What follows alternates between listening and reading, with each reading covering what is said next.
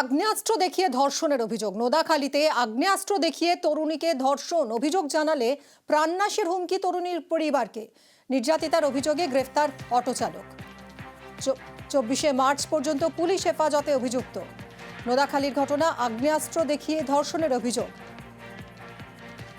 শুধু তাই নয়, অভিযোগ জানালে প্রাণনাশের হুমকি তরুণীর পরিবারকে। সমীর আমাদের প্রতিনিধি রয়েছেন সঙ্গে, আরো বিশদে জানাবেন। সমীর, ঠিক কি অভিযোগ, কেন গ্রেফতার করা হলো এই অটো চালককে?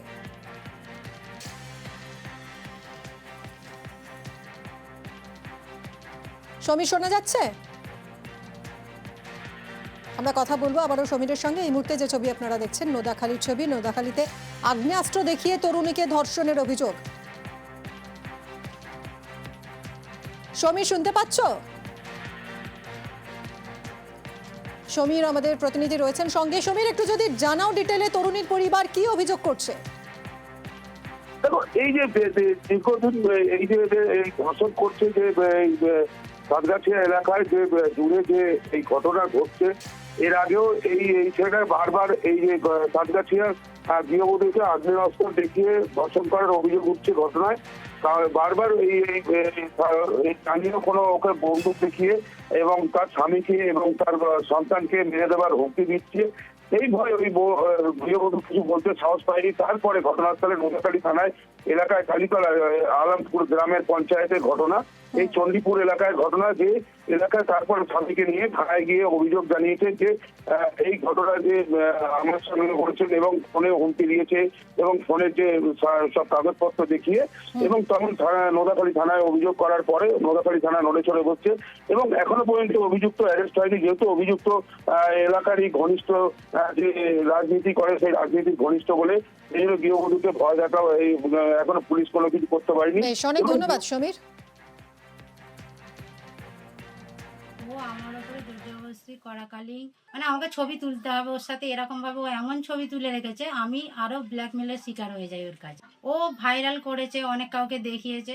তখন আমাকে বললো চলো ওর বাবা মার কাছে যাই, যে তুমি অন্যায় স্বীকার করবে, যে যা হবার হয়েছে ওইগুলো করতে বারণ করে দেবে।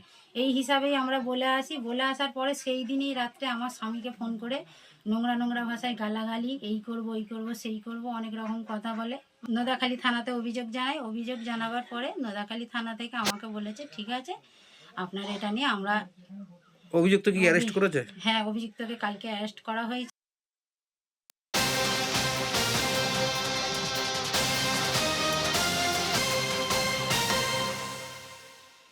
পুরসভার রাস্তা, আর সেই রাস্তায় লোহার গেট বসানো হয়েছে, ফলে রাস্তা বন্ধ হয়ে গেছে।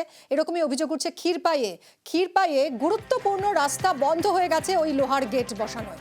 দুই ওয়ার্ডের যোগাযোগকারী এই রাস্তা এবং সেই রাস্তার মাঝখানে দেখুন এই লোহার গেট বসানো হয়েছে, যার ফলে বন্ধ হয়ে গেছে এই রাস্তা। এবং একটি পরিবারের বিরুদ্ধে গেট বসানোর অভিযোগ। সুকান্ত আমাদের প্রতিনিধির সঙ্গে কথা বলবো। সুকান্ত, এই কারাই গেট বসালো, কোনো ব্যবস্থা নেওয়া যাচ্ছে না? কতটা সমস্যায় পড়ছেন এলাকার মানুষ? ক্ষীরপাই পৌরসভা 1 ও 2 নম্বর ওয়ার্ড সংলগ্ন এই যে রাস্তাটি দুয়ারে সমাধান প্রকল্পে কিন্তু সরকারি সাহায্য পেয়ে ঢালাই রাস্তা তৈরি হয়েছিল এবং তারপর থেকেই ওই এলাকারই 2 নম্বর ওয়ার্ডের বাসিন্দার মঙ্গলরা তারা কিন্তু অভিযোগ জানিয়েছিল যে তাদের ওই রাস্তা বন্ধ করে রাখছে ঘোষ পরিবার। অর্থাৎ ঢালাই রাস্তার উপরে একদম লোহার গেট বস করিয়ে সেই রাস্তা চলাচল বন্ধ করছে ঘোষ পরিবারের সদস্যরা। এই নিয়েই কিন্তু অভিযোগ হয়েছে প্রশাসনিক দপ্তর সহ পৌরসভায়, কিন্তু একাধিকবার জানানোর পরও কিন্তু এই রাস্তা এখনো পর্যন্ত দখলমুক্ত করছে না পুরো প্রশাসন। আর তুমি সঙ্গে থাকো সুকান্ত, যারা এই গেট বসিয়েছে তাদের বক্তব্য একবার শুনবো। আমাদের রাস্তাটা হয়েছে, এটা কিন্তু মিউনিসিপালিটি থেকে হয়নি। আচ্ছা, পাড়ায় যে সমাধানটা সেইটা দিয়েতে রাস্তাটা সরকারি পয়সা, সবাই সরকারি রাস্তাকে আপনি গেট দিয়ে ঘিরে দিতে পারেন? কেন পারবেন? আমার নিজস্ব জায়গা তো। ঢালাই রাস্তাটা কতটা দূরত্ব নিয়েছে ফুড মেপে তো আমি জানি না। গল্পটা হচ্ছে যখন আমাদের এই যে কটা বাড়ি দেখছেন, এটা আমাদেরই বাড়ি, মানে আমাদের ব্যক্তিগত, মানে আমাদের সবারই দিলে, এখানে কোনো বাইরের কোনো লোক নেই। পৌরসভা থেকে বলে না যে গেট তুলে দিতে হবে? বলছে না? রাস্তার উপরে আপনি কি গেট দিতে পারেন? নিজস্ব জায়গা হলে পারি। কথা বলবো সুকান্তর সঙ্গে। সুকান্ত, সরকারি রাস্তাকে নিজের জমি বলে দাবি করছে এই পরিবার, কি করে? একদমই মিমি, ওই পরিবারের সাফাই যে তাদের রায়ত জায়গা, সেই জায়গা দিয়েই সরকারি ঢালাই রাস্তা তৈরি হয়েছিল এবং যাতে করে ওই রাস্তা অর্থাৎ ওদের পরিবারের মধ্যে কেউ যাতায়াত না করে সেই জন্য কিন্তু তারা গেট দিয়েছে। কিন্তু পরবর্তীকালে আমরা যখন যাই তারা কিন্তু ঘোষ পরিবার দাবি করছে যে মানুষ যাতায়াত করতো, তাদেরকে কোনো বাধা দেওয়া হয়নি। কিন্তু যারা অভিযোগ করছেন তারা বলছে কোনো মানুষকেই অর্থাৎ সাইকেল, মোটরসাইকেল এবং হেঁটেও যাতায়াত করতে দেওয়া হতো না বলে তারা দাবি করছেন। এই নিয়ে কিন্তু 1 নম্বর ওয়ার্ডের কাউন্সিলর তিনি কিন্তু পরিষ্কার জানিয়েছেন যে একাধিকবার এই নিয়ে বোর্ড অফ কাউন্সিলরে বৈঠক হয়েছে, তিনিও জানিয়েছেন যাতে করে এই রাস্তা দখলমুক্ত হয়, কিন্তু সেটা কেন করা হয়নি তার উত্তর কিন্তু তিনি এখনো পর্যন্ত পাননি। আর পৌরসভার চেয়ারম্যানের সাফাই যে খুব দ্রুত তিনি যাতে ওই গেট তুলে দেওয়া হয় সেই ব্যবস্থা নেবে। অনেক ধন্যবাদ সুকান্ত। ওই গেটটা ছিল, তারপরে ওই পাড়ায় সমাধানে রাস্তাটা হয়েছিল। গেটটা তখন থেকেই ছিল, গেট কোনোদিনও চাবি পড়ে না, গেটটা খোলাই থাকে, লোকজন যাতায়াত করে। বন্ধ করে রাখা হয়। ওটা ভুল বার্তা। গেটটা তো আর ভাঙা যাবে না, কারণ প্রাইভেট প্রপার্টি ওইটা। গেটটা তো ছিল, রাস্তাটা তো পরে হয়েছে। বিষয়টা একদমই বেআইনি একটা বিষয়, কারণ সরকারি জায়গা বা সরকারি রাস্তার উপরে একজন ব্যক্তিগতভাবে গেট করছে, এটা বেআইনি হিসেবেই আমিও দেখেছি এবং আমি পৌর বোর্ডেও এই বিষয়টা নিয়ে তুলেছি, আলোচনা করেছি যাতে এটা বন্ধ করা যায়, নোটিশ জারি করে বন্ধ করা যায়। কিন্তু চেয়ারম্যান সাহেব আমার কথায় কর্ণপাত করেননি বা কোনো স্টেপও এতে নেওয়া হয়নি। সবাই অবাধে যাতায়াত করবে, ওখানে গেটটা দ্রুত থেকে দ্রুততর যাতে তুলে দেওয়া হয়।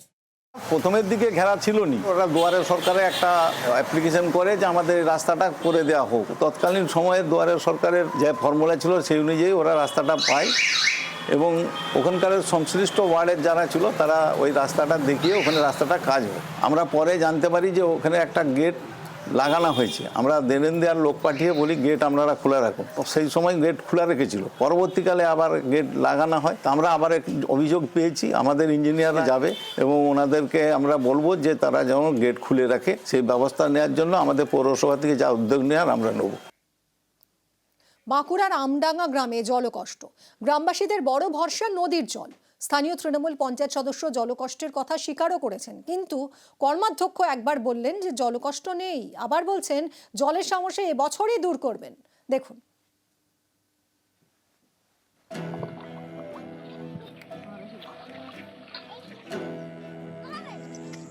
পাহাড় জঙ্গলে ঘেরা বাঁকুড়ার রানীবাঁধের আমডাঙ্গা গ্রাম।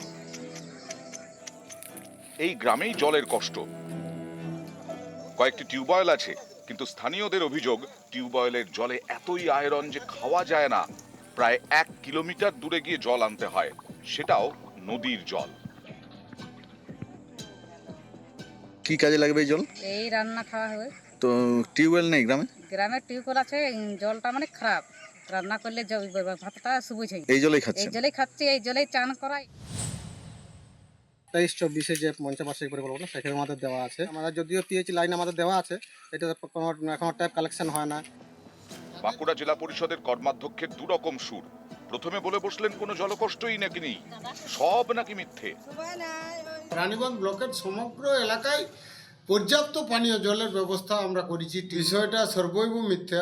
ওরা যারা বলছে তারা আসলে ডাল সিদ্ধ করার জন্য চুয়া থেকে জল নিয়ে ডাল সিদ্ধ করে, কিন্তু পানীয় জলের কোথাও সংকট নেই। একবার বললেন মিথ্যে, আরেকবার বললেন এবছরের মধ্যে জলের সমস্যা মিটিয়ে দেবেন। এখানে পাইপলাইনের মধ্য দিয়ে জল পৌঁছে দেওয়া কষ্টসাধ্য ব্যাপার। তাহলে সময় যেহেতু গ্রীষ্মকাল আমরা পেয়ে যাচ্ছি, এবছরের মধ্যে সব সম্পূর্ণ করে দেব।